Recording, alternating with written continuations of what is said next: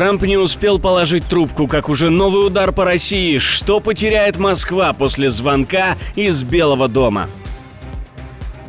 Пропагандисты сходят с ума, предлагают новую расправу над украинцами и не только. Что за ужасный план озвучен топ-болтунами РФ? НАТО готовится к историческому развороту. Европа должна вступить в бой, иначе что будет с альянсом?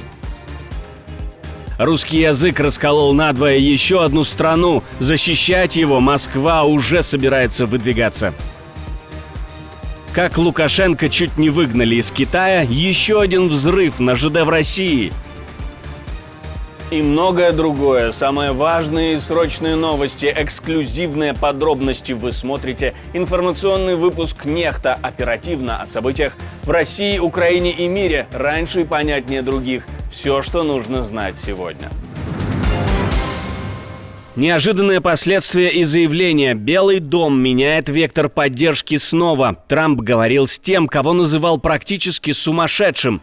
И отчитался в своей соцсети об этом, говорит. Нормально поговорили. Разговор был хорошим, но это не тот разговор, который приведет к немедленному миру. Путин заявил, и довольно жестко, что ему придется ответить на недавнюю атаку по аэродромам. Почему Дональд Трамп анонсирует путинское возмездие и не подсиживает ли он Дмитрия Пескова? Как думаете? Принимаем ответы в комментарии. А вот в местном МИДе говорят, что вообще ничего не произошло. Ну а на что отвечать-то тогда? И близко нет ничего подобного. Надо следовать тем данным и той информации, которая была распространена по каналам Министерства обороны. Хотя, с другой стороны, Максар опубликовали спутниковые снимки атакованных аэродромов, и там точно нельзя сказать, что ничего не случилось. Правда, по данным мониторинговых каналов, на аэродромах вовсю идет работа по сокрытию ущерба. Они завозят целые самолеты, чтобы показать, что все в порядке и никакого ущерба. Я напомню, несколько дней назад в ходе операции «Паутина» украинские дроны нанесли удар по ключевым аэродромам Российской Федерации, уничтожив или повредив несколько десятков важнейших для Москвы самолетов. Один из вариантов возмездия предлагает один из топ-пропагандистов Кремля. Смыть, говорит, Киев надо. Самое время уничтожить Киевскую дамбу. Я думаю, самое время уничтожить центры принятия решений, так чтобы... это как раз осуществляется уничтожением Киевской дамбы. Василий Ильич, сколько там смывает? А зачем Запорожскую атомную станцию? Это тоже не нужно, Белгород? Потому что Запорожская атомная станция, если взорвется... зачем Одесский дом профсоюза сжигать? А зачем 14 лет? Нет, 14, 8 лет. Зачем? С 14 года убивать Донбасс. А зачем каждый день? А зачем каждый день Горловку? Нам нужны новые трагедии, Володя. Нет, нам нужно возмездие. Важным моментом может стать возвращение Путина в круги рукопожатных, к примеру, через переговоры с Ираном, в которых тот предложил действовать вместе с Трампом.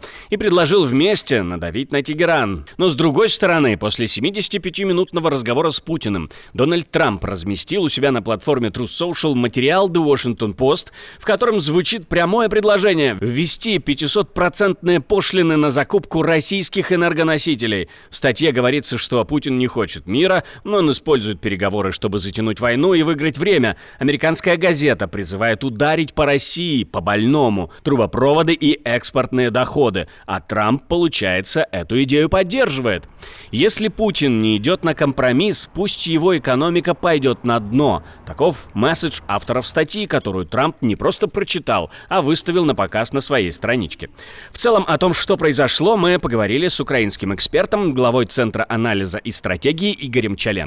Россия никогда не отвечает. Россия идет по своему военному плану, где подстраивает пропагандистские шаги так, как ей это выгодно. То есть все те цели, которые будут отработаны, и, скорее всего, это гражданские цели, поскольку Путин бьет именно по слабым, эти цели были выбраны до операции «Паутина». В данном случае проблема самого Путина в том, что нет понимания, а как же дальше задирать вот этот уровень угрозы. Ведь орешником уже пугали и даже использовали в Днепре один раз. Ядерным оружием пугали, но использовать его, скорее всего, не будут. Европа больше не сможет отсиживаться. Генсек НАТО требует исторического шага, иначе баланс внутри альянса треснет по швам. Марк Рютте говорит прямо: Европе и Канаде пора вложиться по полной. США больше не хотят быть спонсором безопасности для всех.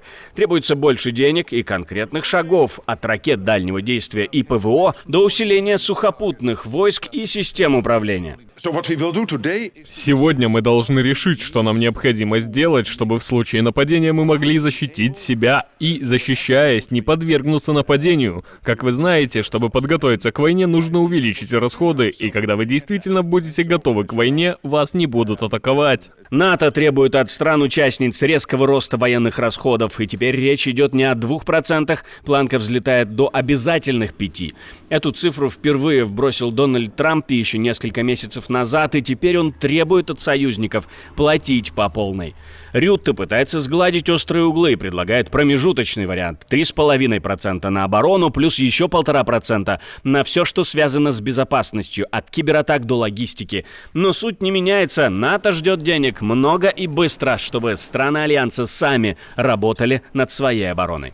Я хочу подчеркнуть, что это исторический момент для Европы. Если мы сможем достичь 5% к 2030 или 2032 году, мы выйдем на уровень инвестиций в оборону, который был на пике холодной войны. И это необходимо для нас, чтобы укрепить нашу способность сдерживать, защищаться и продолжать жить в мире. Пропаганда и так называемые чиновники РФ не могут успокоиться, соревнуясь в том, кто кого переплюнет в глупости. Началось все лайтово с Путина, который назвал украинцев террористами и удивился, как вообще можно с ними разговаривать. И это только подтверждает наше опасение в том, что и без того нелегитимный режим в Киеве, захвативший когда-то власть, постепенно перерождается в террористическую организацию, а ее спонсоры становятся пособниками террористов.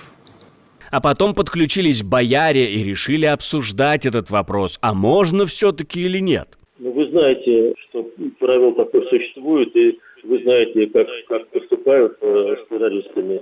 Но это не исключает, что по соответствующим линиям не могут вестись переговоры, которые в целом необходимы для того, чтобы достичь какое-то урегулирования. И закончилось, а скорее всего не закончилось, все это просто тем, что канал НТВ не заморачивался с подписями для Владимира Зеленского. Журналистика, которую заслужили.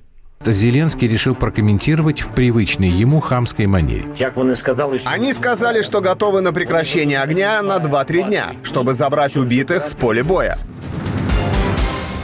Российская ЖД теперь реальная мишень. Это уже далеко не первый случай и новый регион. Поезда, которые везут технику, топливо и солдат, становятся целью. И любой сбой в логистике – это удар по фронту. Особенно сейчас, когда идет скрытая переброска сил. Рано утром громкий хлопок и дым на железной дороге в Воронежской области. На перегоне Евдокова-Сагуны сработало взрывное устройство. Все произошло на 725-м километре. Повреждено полотно, по предварительным данным обошлось без жертв, но последствия могут быть гораздо серьезнее.